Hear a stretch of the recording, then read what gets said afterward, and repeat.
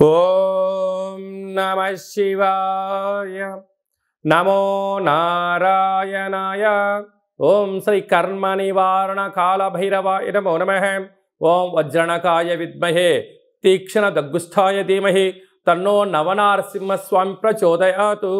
హరి ఓం.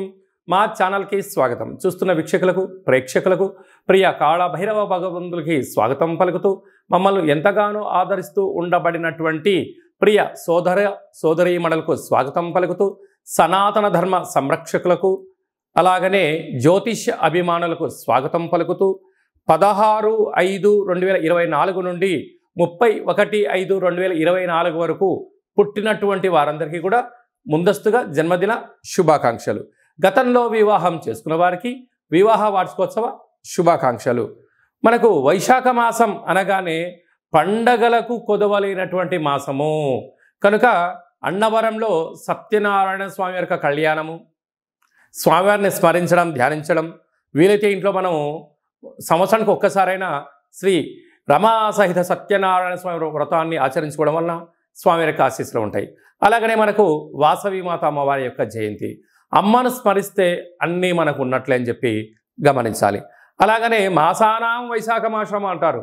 వైశాఖ మాస పూర్ణిమ తిథి యందున అరుణాచల స్వామివారి యొక్క గిరి పర్వత ప్రదక్షిణ చేసినట్లయితే సర్వము శుభప్రదమే అని చెప్పి గమనించాలి. ద్వాదశ రాశుల్లో గ్రహ గమనాలు ఒకసారి వీక్షింపచేద్దాం.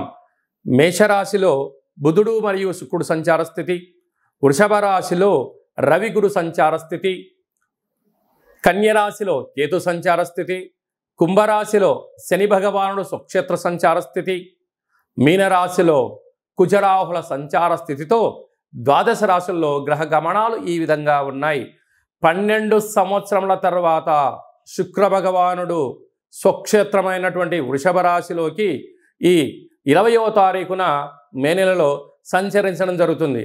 అక్కడ విశిష్టత ఏమిటయ్యానగా 12 సంవత్సరముల తర్వాత దేవగురు బృహస్పతి వృషభ రాశిలో సంచారం చేయడం, గురు శుక్రులు అక్కడే సంచారం చేయడం, అక్కడే రవితో కలిపి ప్రయాణం చేయడం అనేటువంటిది ఒక రకమైనటువంటి గ్రహ సంచార స్థితి అని చెప్పి గమనించాలి. తులారాశి వారికి 12 సంవత్సరాల తర్వాత వృషభ రాశిలో శుక్ర భగవానుడు రవి చేత మరియు గురువు చేత సంచారం చేయడం, ఎలాంటి విధి విధానాలు పాటించాలో ఈ వీడియోలో సవివరంగా సంపూర్ణంగా తెలుసుకుందాం. తులారాశిలో ఏ నక్షత్రాలు వస్తాయనగా చిత్తా నక్షత్రంలోని 3వ పాదం, 4వ పాదం, స్వాతి నక్షత్రంలోని 4 పాదాలు, విశాఖ నక్షత్రంలోని 1, 2, 3 పాదంలో కలిపితే తులారాశి అవ్వడం జరుగుతుంది. చాలామందికి పుట్టినటువంటి కాల సమయంలో డేటా బర్త్లు లేనటువంటి కారణం వలన పేరు యొక్క మొదటి అక్షరాన్ని అనుసరిస్తూ రాశిని తెలుసుకునే ప్రయత్నం అవుతుంది. అవి ఏ అక్షరాలు ఒకసారి పరిశీలన చేద్దాం. రా, రీ, శ్రీ, రు, రే, రో, తా, తి, తు, తే అక్షరాల వారితో తులారాశి జాతకులే. తులారాశి అధిపతి శుక్ర భగవానుడు. వీరికి విశేషంగా పంచమ స్థానంలో శని భగవానుడు స్వక్షేత్రకంగా సంచారం చేయడం వలన తల్లిదండ్రుల యొక్క ఆస్తిపాస్తులు, తరతరాల నుంచి వీళ్ళకి వచ్చేటువంటి జీతపత్యాలు కానీ, వారి యొక్క తండ్రి నుంచి సంక్రమించేటువంటి ఉద్యోగం కానీ, ధనం కానీ, స్థిరచరాస్తులు రావడానికి చాలా అవకాశంగా ఉన్నాయి. నూతనంగా వివాహమైన దంపతులకు పుత్రికా సంతాన యోగం. సంతానం కలిగినటువంటి దంపతులు వారి యొక్క పిల్లల చదువులు, అభివృద్ధి, విదేశయానము, స్థిరమైనటువంటి జీవన విధానంలో తల్లిదండ్రులు విజయం వారి సొంతం కాబోతారని చెప్పి గమనించండి. 6వ స్థానంలో కుజరాహుల సంచార స్థితి ఉండడం వలన భూములు, రియల్ ఎస్టేట్ వ్యాపారాలు, గృహాలు, క్రయ విక్రయాలు యోగదాయకం.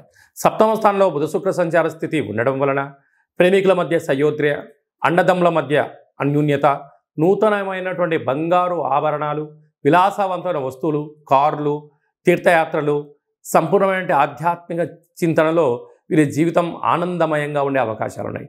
కాకపోతే ఈ 20వ తారీఖు నుండి శుక్ర భగవానుడు వృషభ రాశిలో స్వక్షేత్రకారకంగా సంచారం చేయడం, అక్కడే రవి, అక్కడే 12 సంవత్సరాల తర్వాత గురువు చేత శుక్రుడు సంచారం చేయడం వలన రవిచేత గురువు కలిసిన, రవిచేత శుక్రుడు కలిసిన మౌఢ్యమి అంటారు. పోతే ఈ తులారాశికి అష్టమ స్థానం అనగా ఆయుస్థానంలో సంచారం చేయడం వలన వీరి జన్మ నక్షత్రం రోజున అష్టమి పూర్ణిమ తిథుల యందున దూరావాయు జల ప్రయాణాలు పెట్టుకోకపోవడం మంచిదిగా భావించగలగాలి. కనుక అనవసరమైన ఖర్చులు, నిందలు, అపనిందలు, మనోవేదన, అంతర్గతమైన వ్యవహారాలు, ఆరోగ్యం సహకరించకపోవడం, చిన్న చిన్న విషయాలకు గొడవలు, అనేక రకాల అష్టకష్టాలు పొంచి ఉంటున్నాయి. మీరు ఏదైనా మాట్లాడితే ఎదుటి వ్యక్తులకు అది వక్రీకరించి వినపడడం వల్ల రామ అన్న కూడా బూతులాగా వినపడే పరిస్థితి ఉంటుంది. కనుక ఇలాంటి కాల సమయంలో మౌనంగా ఉండడం, ఫేస్బుక్లో కానీ వాట్సాప్లో కానీ ఎక్కడ కానీ మీరు కొంత కంటెంట్ చదివిన మౌనంగా ఉండడంతో ఫార్వర్డ్ చేసినట్లయితే ఎవడో చేసినటువంటి పాపానికి మీరు బలయ్యే పరిస్థితి చాలా అధికంగా ఉంటుంది.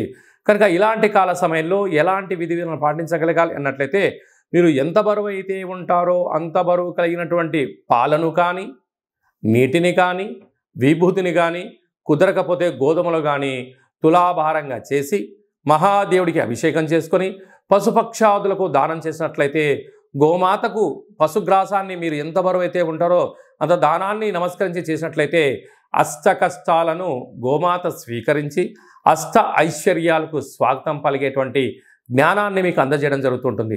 సాఫ్ట్వేర్ ఉద్యోగస్తులు, హార్డ్వేర్ ఉద్యోగస్తులు, సినిమాల్లో పనిచేసినటువంటి వారు, వ్యాపారవేత్తలు, హార్డ్వేర్ రంగంలో ఉండబడిన వారు, యూట్యూబ్, వాట్సాప్, ఫేస్బుక్ నడిపించేటువంటి క్రియేటివిటీ రంగాల్లో వారికి చాలా అవకాశాలు రాబోతున్నాయి. దాన్ని జాగ్రత్తగా భద్రపరచుకోండి, అంతా మంచే కలుగుతుంది.